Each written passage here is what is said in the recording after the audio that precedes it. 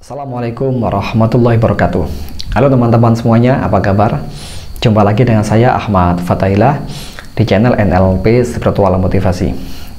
Oke, pada video ini saya akan membahas tentang teknik memprogram pikiran bawah sadar dengan husnudzon. Nah, teman-teman yang Islam pasti sudah tahu apa itu husnudzon, yakni berprasangka baik. Nah, sebetulnya apa sih prasangka baik itu? Kok bisa memprogram diri kita atau pikiran bawah sadar kita? Maka akan saya bahas setelah yang satu ini.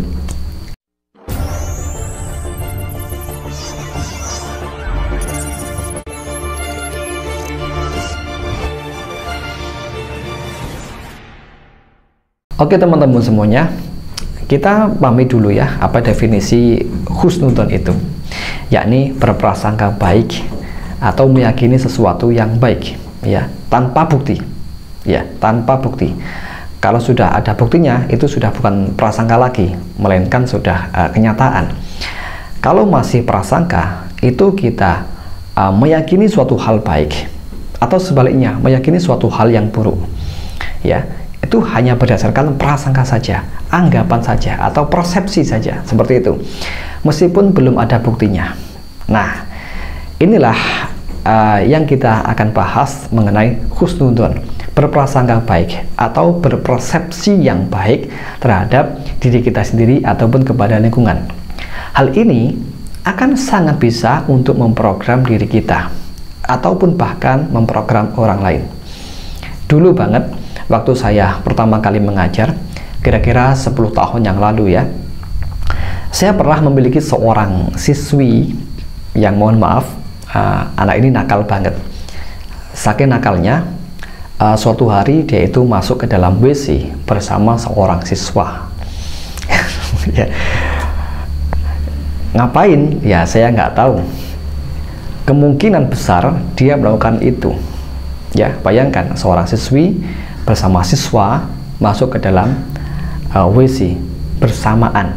Ya, satu WC bersamaan, bukan WC yang terpisah, tapi satu WC masuk bersamaan. Nah, waktu itu saya masih mengajar di kelas ya. Ada salah satu temannya yang lapor ke saya, "Pak, ini si A dengan si B ya." Dia menyebut namanya, masuk ke dalam WC bersama. Langsung saya kaget waktu itu. Terus saya langsung mencarinya di WC atau di kamar mandi itu. Dan anaknya sudah kondisinya sudah keluar ya di luar WC itu. Anaknya kaget dan saya pun mengajak kedua anak ini ke kantor untuk ketemu dengan guru BK pastinya. Nah, lantas apa yang terjadi setelah kejadian itu? Anaknya bukan merasa malu dengan saya atau merasa bersalah, tidak. Justru dia merasa benci dengan saya.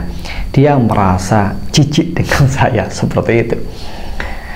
Namun saya tidak membalas dengan membencinya, tidak. Justru saya berusaha untuk berhusnudzon atau berprasangka baik.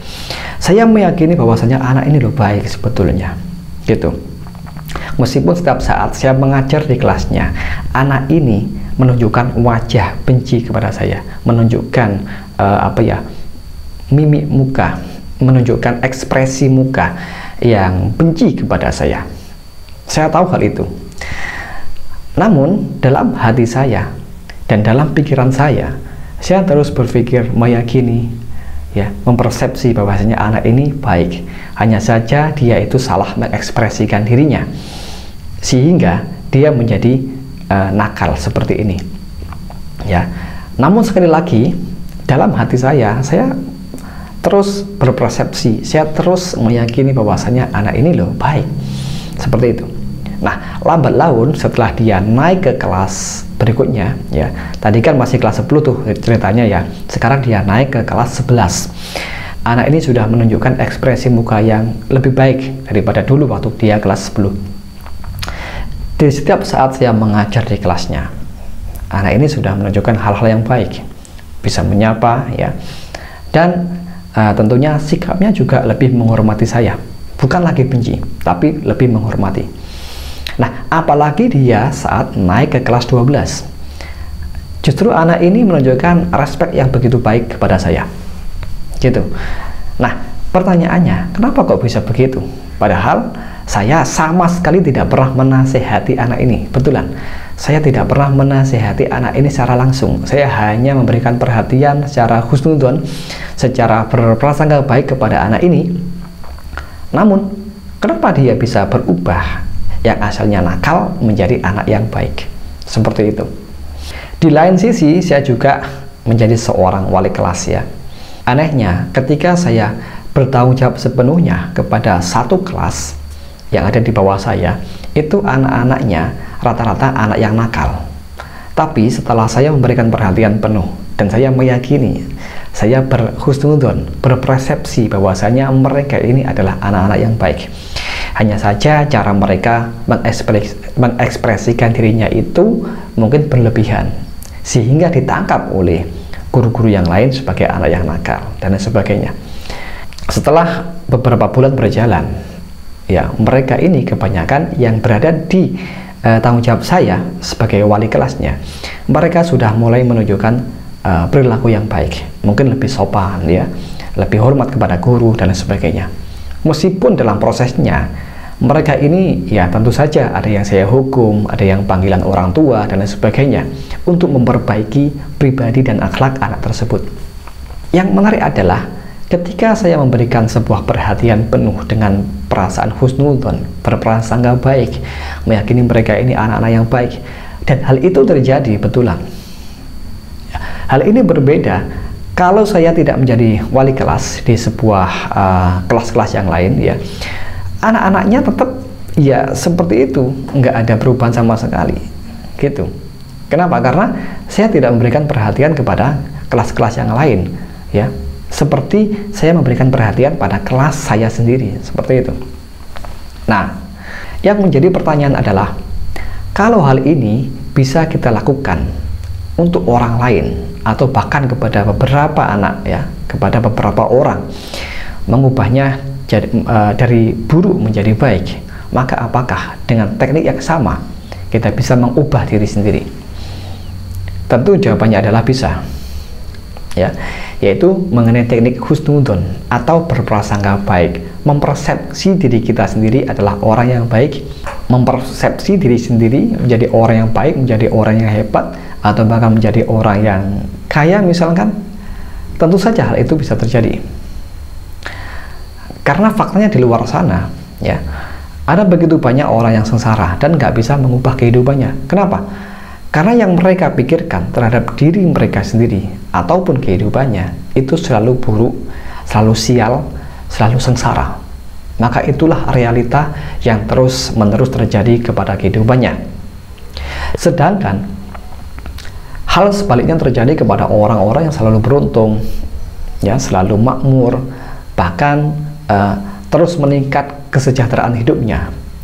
Nah, kalau ditelusuri lebih jauh, ternyata mereka selalu berpikir yang positif terhadap dirinya ataupun lingkungan kehidupannya itu.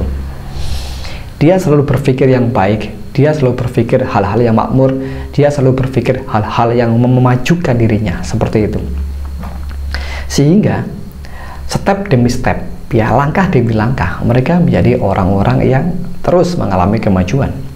Sedangkan orang-orang yang tidak mengalami kemajuan, maka itulah yang ada dalam pola pikir mereka dan apa yang mereka rasakan, seperti itu. Sehingga mereka seudon terhadap hidup, ya, mereka seudon terhadap dirinya sendiri. Begitu. Itulah kenapa banyak orang yang nggak bisa mengubah kehidupannya, banyak orang yang tidak bisa mengubah nasibnya dari sial menjadi beruntung. Tetapi bagi mereka ini yang sudah beruntung, yang sudah menjadi makmur dan lain sebagainya, itu justru tidak bisa balik ke kehidupan lamanya menjadi orang yang sial, tidak, tapi justru mereka terus beruntung dan beruntung, seperti itu. Nah,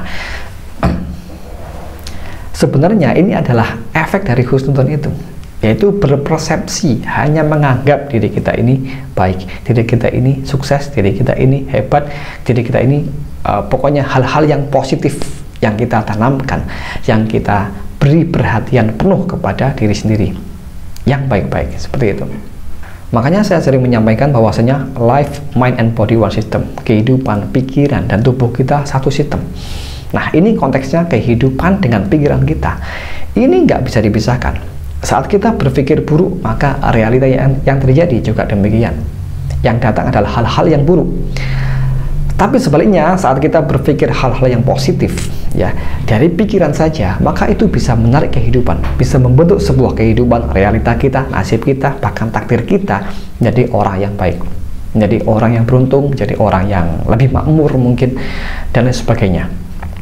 Pokoknya hal-hal yang positif itu bisa terjadi karena tarikan kita sendiri, tarikan pikiran kita yang melahirkan tarikan perasaan kita menjadi husnudon terhadap diri sendiri ataupun kepada orang lain. Nah, sekarang tipsnya yang lebih praktis seperti apa agar kita bisa husnudon kepada diri sendiri dan kepada kehidupan kita. Caranya pun cukup simpel. Ya, kita bisa menuliskan ya 10 hal baik tentang diri kita sendiri. Misalkan ya, contoh saja, saya adalah orang yang suka menolong orang lain, saya adalah orang yang suka membantu teman, saya adalah orang yang tampan, misalkan saya adalah orang yang cantik, saya adalah orang yang sehat punya, saya ini orang yang suka membaca buku, dan lain sebagainya. Anda bisa menyebutkan 1-10 kriteria hal baik yang ada pada diri Anda. Dan kalau sudah, ya minimal 10 ya, kalau sudah Anda baca itu tiap hari, Anda niatkan memang itulah diri Anda akui itulah diri Anda, maka secara tidak langsung Anda sudah memberikan perhatian penuh kepada diri sendiri bahwasanya Anda memang orang yang baik. Anda sudah memberikan persepsi, label kepada diri sendiri bahwasanya Anda memang orang baik, orang yang beruntung, orang yang sehat, orang yang positif, dan lain sebagainya. Maka hal ini kalau terus-menerus diistiqomahkan, ya, Anda berpersepsi, meyakini diri sendiri itu baik, diri sendiri itu positif, dan lain sebagainya, maka itulah realita yang terjadi pada kehidupan Anda, seperti itu. Maka silakan dicoba. Demikian dari saya akhiri. Wassalamualaikum warahmatullahi wabarakatuh.